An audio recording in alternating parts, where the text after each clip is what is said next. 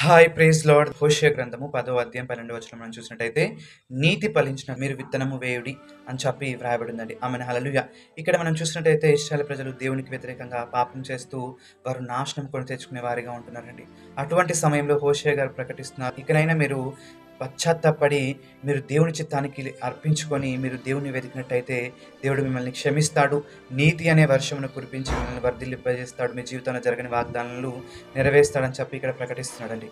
ఈరోజు మనం కూడా మన జీవితంలో ఇశ్రాయేలు వలె జీవించే వారిగా ఉంటున్నామేమో, కానీ మనము కూడా దేవుని సన్నిధిలో మనం పశ్చాత్తాపడుతూ మనం నీతిని ప్రేమను కలిగి జీవిస్తూ ఎప్పుడైతే దేవుని వెతికే వారిగా ఉంటామో, చూడండి ప్రియ దైవజనమా, ఒక విత్తనము విత్తినప్పుడు దానిపైన వర్షం పడితేనే కానీ అది అభివృద్ధి చెందే విధంగా ఫలించే విధంగా ఉండదండి. కాబట్టి మనము కూడా దేవుణ్ణి వెతుకుతూ మనం నీతిగా ప్రేమను కలిగి జీవించినట్టయితే దేవుడు తన నీతికరమైన వర్షమును మనపైన కురిపించి మన జీవితంలో జరగని వాగ్దానాలను నెరవేర్చి మనల్ని ఆశీర్వదించే వాడిగా ఉంటాడు. ఆమె